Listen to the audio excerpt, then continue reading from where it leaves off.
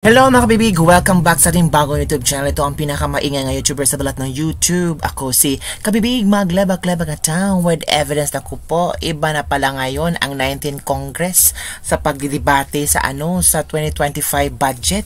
Naku, nagtanong si Arlene Brosas. Oo, kay Estela Kimbo ba? Siya naman ang vice chairman sa appropriations. Tinanong ni Arlene Brosas ang budget ng presidente at natanong ang flood control projects, mga kabibi. Nako, nagkabulol-bulol si Estela Kimbo kung paano yung sasagutin ito. Ginawa na lang yung parang patawa-tawa siya, pero parang hindi niya alam, mga kabibig. Ewan ko nga ba, no? Bakit hindi ito natanong during sa hearing ng budget? Bakit ito napalagpas, 'di ba, sa DPWH? Ito, kabibig, ha, manood tayo. Talagang nangyari kay Estela Kimbo, 'di ba? Yun ang nangyari. Hindi kasi sasagot investigasyon. Ito, kabibig. Po ba? Madam Speaker, tumaas po siya, Madam Speaker, in beginning 2020. Certainly, Madam Speaker, Your Honor. Yes, Madam Speaker, it is notable since the President, Marcos Jr., assumed position as President of the Philippines in 2022, the budget allocation under the unprogrammed appropriations increased. Tama po ba? Madam Speaker, tumaas po siya, Madam Speaker, in beginning 2021. Tumaas po siya during President Duterte, Madam Speaker. Thank you, Madam Speaker. Madam Speaker, 2022, 2023, and 2024, tumaas po ba ang unprogrammed appropriations? Dinawit na naman si Duterte, no? Dinawit na naman si Duterte. Grabe. Wala, ang tagal makasagot ni Kimbo, oh. Nako, hinahanap pa ang mga ebidensya at papilis. Nasaan ang sagot, Kimbo? Naghihintay si Arlene Brosas. Tumaas nga ba ang unprogrammed funds ng Pangulo? Ito na. Ay, ayan, tagal. Hindi prepared. Ayan na. Ito na, kabibig, ha? My time is coming. Madam Speaker, I'm ready to answer. To be accurate, in 2020, in 2018, it was 75.34 billion. In 2019, it increased considerably to 197.135, and then in 2020, 216.303. In 2021, 2022 ang tanong. 2022, 251.63. 2023, 807.162. Taas. 2024, 731.4. Grabe, ang taas. Thank you, Madam Speaker. So, which means, Madam Speaker, from 251 noong 2022, it became 807. Unprecedented po yun. And 731 for 2024. So, malaki po, Madam Speaker. But, Madam Speaker, gusto kong magtanong, kaugnay din sa PhilHealth, Madam Speaker, ano-anong GOCCs pa ang may excess funds? Can you give us the breakdown at ano-anong GOCCs din ang nagbabalik sa National Treasury? Madam Speaker, Your Honor, as of August, it is just PDIC as well as PhilHealth, Madam Speaker. May breakdown kayo, Madam Speaker? Yes, Madam Speaker.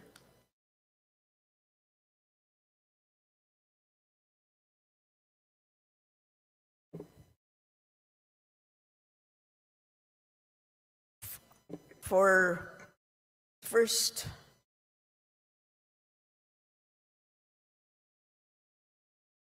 tranche of PhilHealth amounting to 20B, dated May 13. First tranche of PDIC amounting to 30B, dated June 5. Second tranche of PDIC dated July 1, amounting to 30B. Third tranche of PDIC amounting to 20B, dated August 14. And second tranche of PhilHealth amounting to 10B, dated August 22, for a total of 110. Thank you, Madam Speaker. 110B. So, Madam Speaker, sa 2024 GAA and Programmed Appropriations Special Provision Number 1, dinagdag ang GOCC excess funds noong Bicameral Conference Committee bilang isa sa mga magpupuno ng unprogrammed appropriations. And expand, therefore, ang mode ng UA. Hindi ba parang Maharlika Investment Fund ito? Unang beses itong ginawa, isa sa mga naging issue dahil dito ay ang pagbabalik ng PhilHealth sa National Treasury ng excess funds. Kaya po yung kaninang sinabi ninyo. At paglalagay nito sa UA or unprogrammed appropriations. Madam Speaker, magkano ang kabuang halaga na nakolekta mula sa GOCCs para pondohan ang unprogrammed appropriations sa 2024?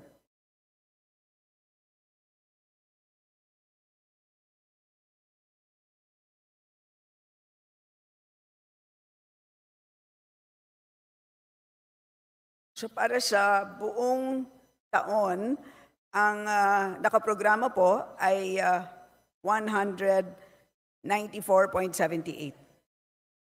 194.7. Pero yung nabanggit ko po sa inyo kanina, yun na po yung na-release. Yung 110B, Yes. ay yun ang na-release. Yes po. Madam Speaker, sa 194.78 billion na nakolekta na pinondohan ng UA, tama bang sabihin, from January 1 to July 31, 2024? No, I gave you the dates. So, nung release, so nag-umpisa lang siya after those releases. The first release, I believe, was May. So, Madam Speaker, if I may, ang UA ay natitrigger lang po siya ng excess revenues, Okay. among others. Yes. Madam Speaker, so yung 194.78 ay hindi pa released all, ganon? Hindi pa po. Naka-program pa siya. Program- Yes, kulang pa Yes. po. Program to be released, Madam Speaker. At saan i-release, Madam Speaker? May listahan ba kayo? In fairness si Brosas ha, pinaghandaan to. Ginisa niya si Stella Kimbo. Galing ni Brosas. Nataranta si Stella. Saan ba yung mga listahan? Galing ni Brosas ha. This time ha, galing ni Brosas. In fairness. Hindi prepare si Stella? Yes. Madam Speaker,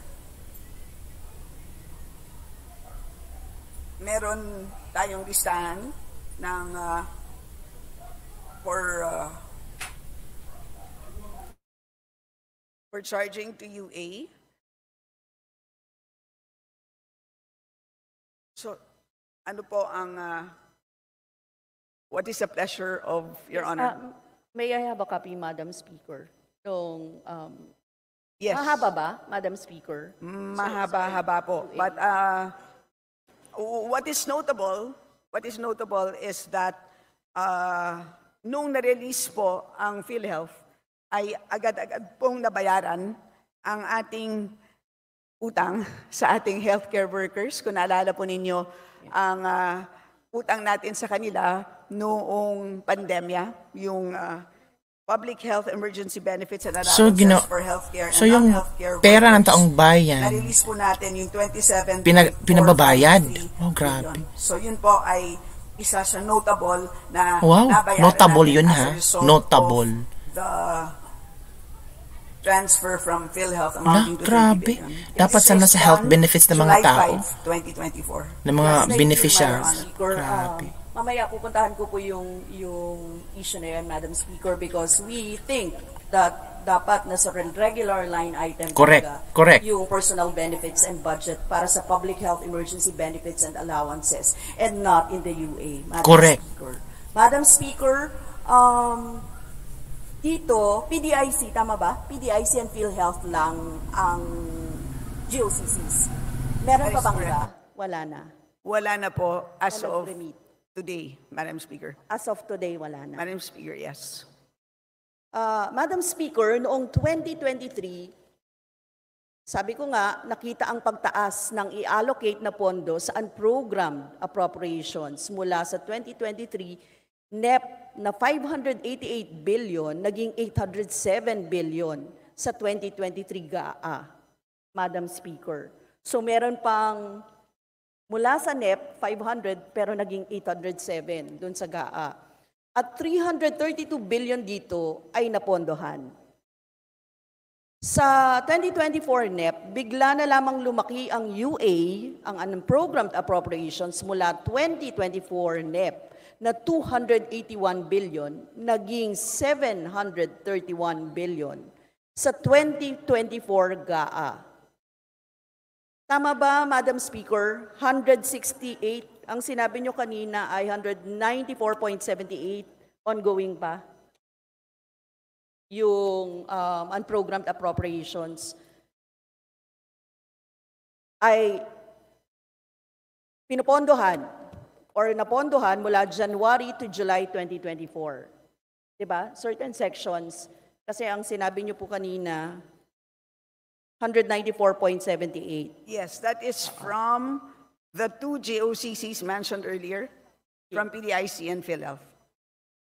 Oo. Pero, Madam Speaker, yung itemized kanina na sinabi ninyo, na na hinihingi yung copy, Yes. kung magkano doon, oo, kung ilan doon at magkano doon, hindi pa natin Yes, natin alam. Madam Speaker, if I may explain further, meron tayong dalawang, at least 3 categories ng UA. Yung nare-release as a result of excess revenues, that's one category. Meron tayong nare-release without excess revenues, meaning to say, katulad ng mga loans, kapag handa na ang documents ng loans at ito, ang mga projects to be funded by loans ay shovel ready na, ready for implementation, ay automatically pwede na siyang ma-release. So that's the second category. The third category is ito pong na-mention natin na kapag certain GOCCs na merong pong excess revenues, katulad ng itong PDIC at PhilHealth na nabanggit kanina, and ito po, mapopondohan po ang certain projects based on a system of prioritization na nandun din po sa special provision. Yes, Madam Speaker.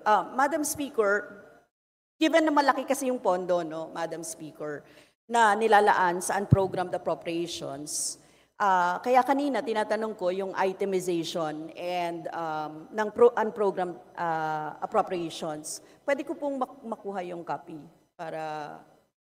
Now, sa unprogrammed appropriations, halimbawa, general lang. Can I have, para mapirus? Halimbawa, sa general, strengthening assistance for government infrastructure and social programs or sa GISIP, may nakalagay ba dyan kung anong mga programa, departamento ang bibigyan nito?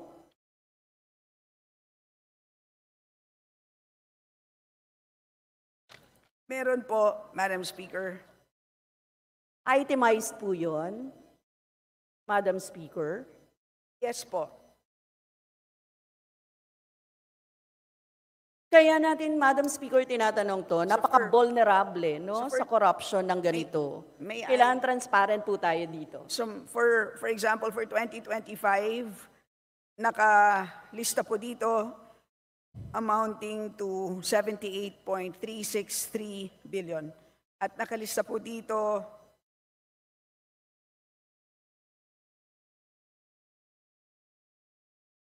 $16 items. So I can also provide the list, Madam Speaker, to your honor. Thank you, Madam Speaker. Antayin ko po yung list. Madam Speaker, sa 2024 UA Special Provision Number 1, sinasabi na may top priority na paglalaanan ng unprogrammed funds. Una rito ay ang personnel benefits o sahod, social services, continuing public health emergency, government counterpart for foreign assisted projects, infrastructure projects, at iba pa. Pero nakalagay din sa UA provision na pwedeng i-modify ang order ng priority. Now, Madam Speaker, ibig sabihin, pwedeng unahin pondohan ng makokolekta sa unprogrammed appropriations ang infrastruktura, depende kung sasabihin ng presidente. Tama po ba?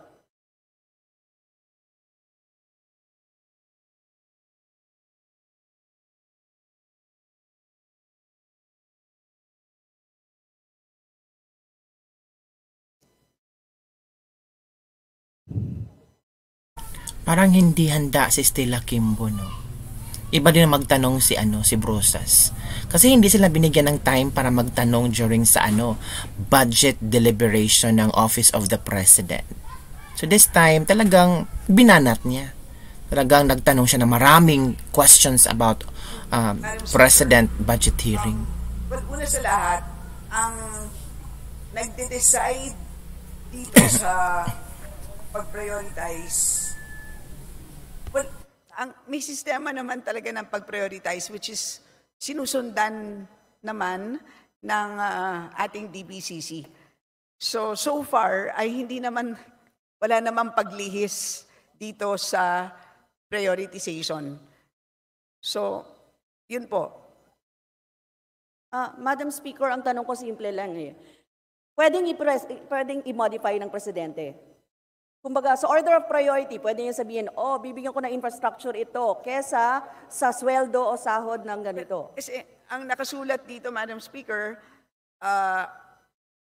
pwedeng magbago, pero based on commitments to international and multilateral organizations, based on the Philippine Development Plan 2023 to 2028, based on the medium-term fiscal framework, based on the 8-point socioeconomic agenda, and for those that may be identified as key budget priorities. So hindi po siya base sa specific na sinasabi ng isang tao.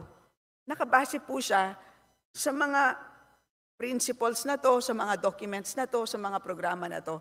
So yun po ang sinusundan ng pag-prioritize ng releasing ng unprogrammed appropriations, Madam Speaker, Your Honor. Yes. Thank you, Madam Speaker. Tinatanong ko to kasi nakita ko naman yung special provision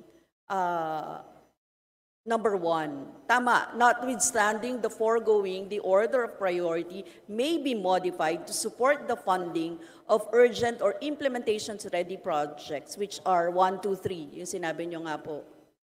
1, 2 lang pala. Tapos merong I and I. No? Para sa PDP 2023-2028, so medium-term fiscal framework. So, Madam Speaker, ang tanong ko dito, sa 2024 UA Special Provision Number 15 ng DBM, ang DBM ang authorized para mag-approve ng modification na ito. Tama po. Yun ang sinasabi nyo eh. Tama po. So, Speaker, kung Your DBM, ano-anong modification at ilan ang na-approve na modification ng DBM? Madam Speaker.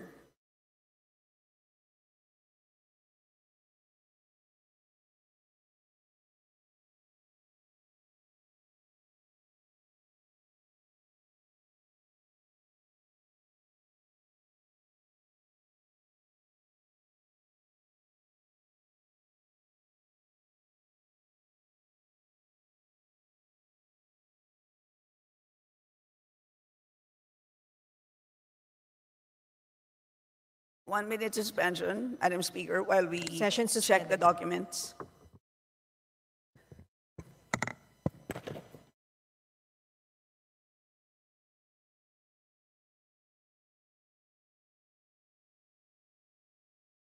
Amount is 25.1 billion, pero ang kinailangan i-release ay 27.4 billion. Kaya nagkaroon ng need to modify.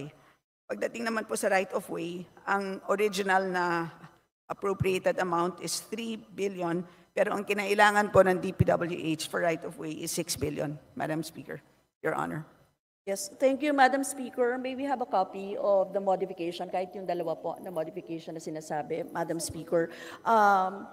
Yun, Madam Speaker, ibig sabihin, kahit sa right-of-way, in aid of the infrastructure pa rin yun, Madam Speaker. So, Madam Speaker, simple lang naman po yung tinanong ko kanina, kung pwedeng nasa discretion ng Presidente kung saan ilalagay yung pondo sa ilalim ng unprogrammed appropriations. So, again, Madam Speaker, Your Honor, klaro naman po sa guidelines ng ating release ng UA, yung sistema ng pag-release at wala naman pong nakasaad dito na nasa kamay po ng Presidente ang pag-release.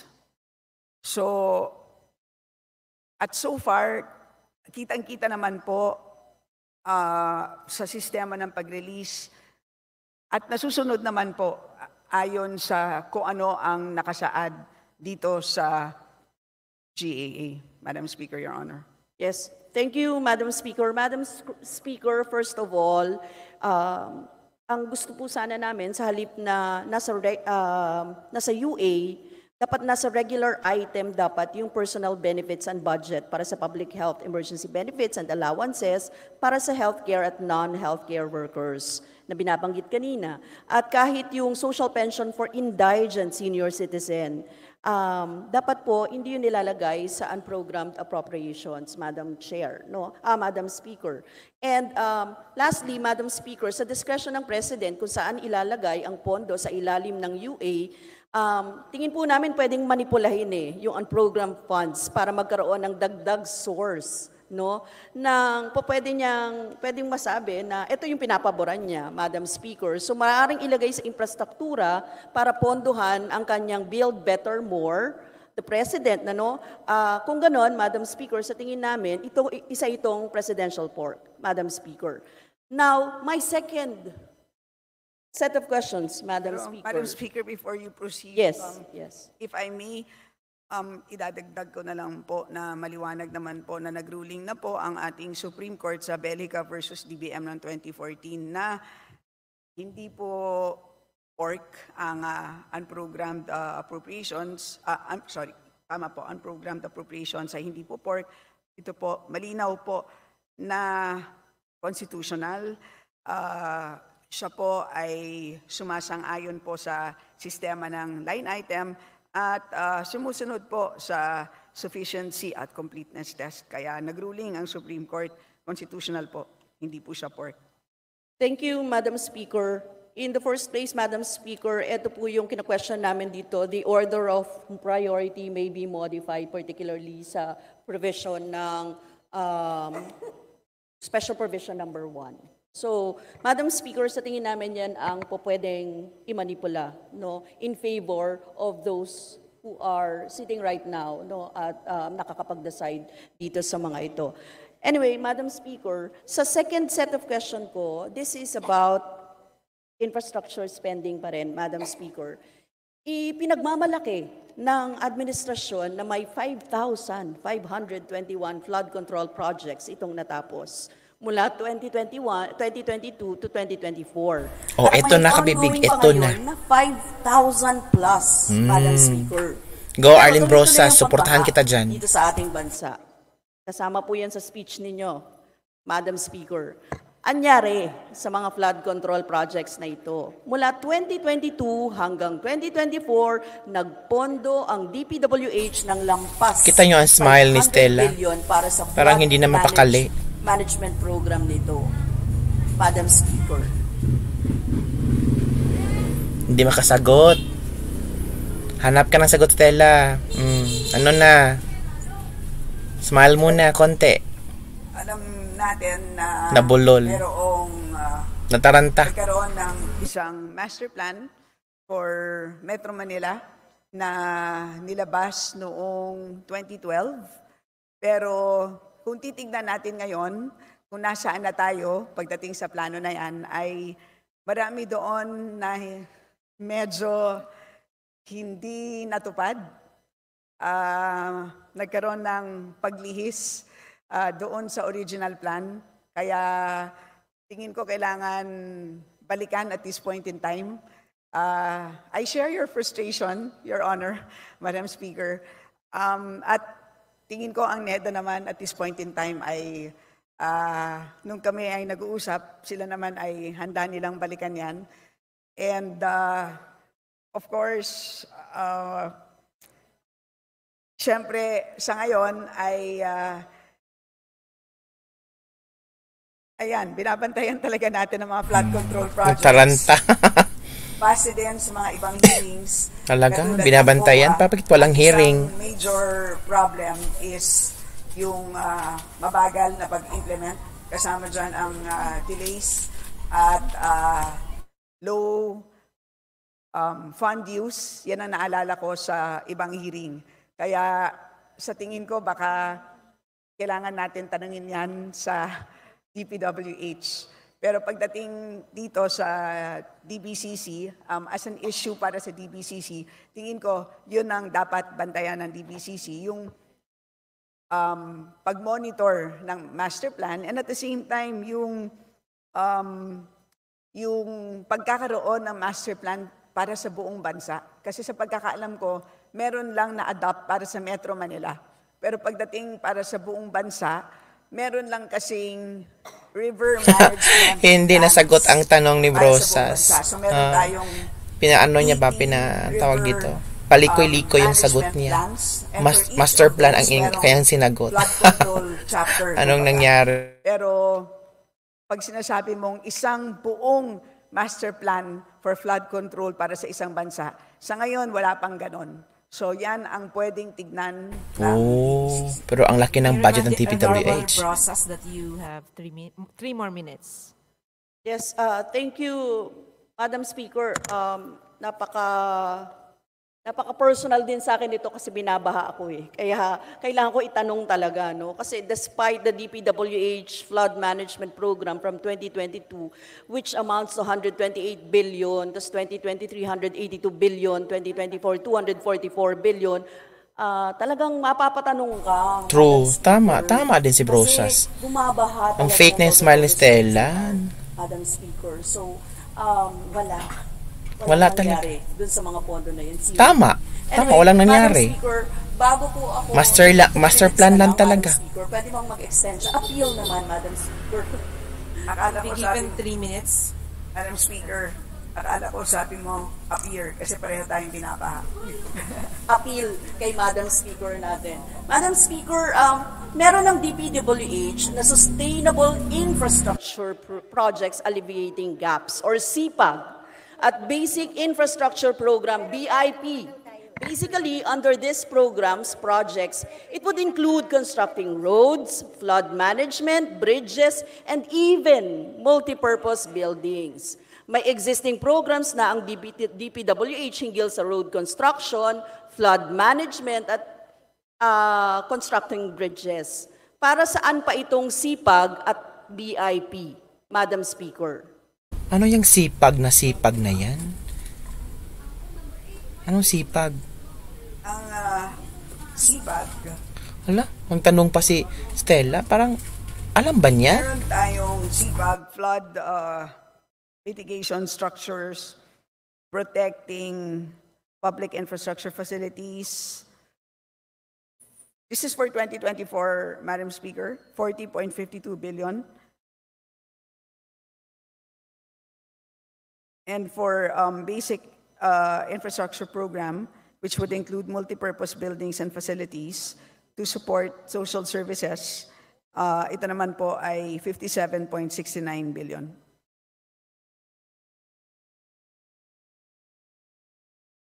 Madam Speaker, very alarming ito, no? Nakita natin na doble-doble yung proyekto ng DPWH na pinopondohan ng napakalaki. What's the point of having multiple programs with the same objectives?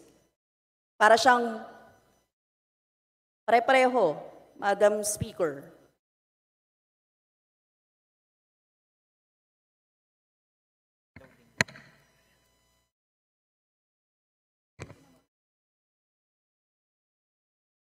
Okay, so, Madam Speaker, sorry, I stand corrected. Yun pong nabanggit ko po na numero kanina, ay yun pala po ay changes. So, ang total proposed under CPAG for 2025 is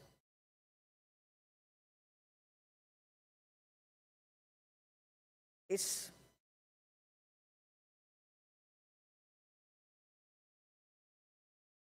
897.6 million. And for basic infrastructure program, which would include evacuation centers na kailangan natin ng mga binabaha, Your Honor, 184 million. So, itong mga facilities na to ay masasabi natin naman na very useful, lalong-lalo na sa mga binabahang mga lugar. Madam Speaker, Your Honor. Madam Speaker, siguro yung mga multiple programs, no? Kaya ang tingin po natin may pare-pareho dito. And Madam Speaker, can I request specifically for the accomplishment report of CPAG and BIP, Madam Speaker?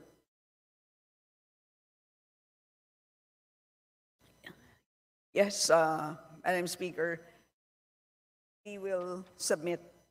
Yes, thank you, Madam Speaker. Today, Madam Speaker, no? Kasi Yes po. kumpleto naman na yan. Thank you, Madam Speaker.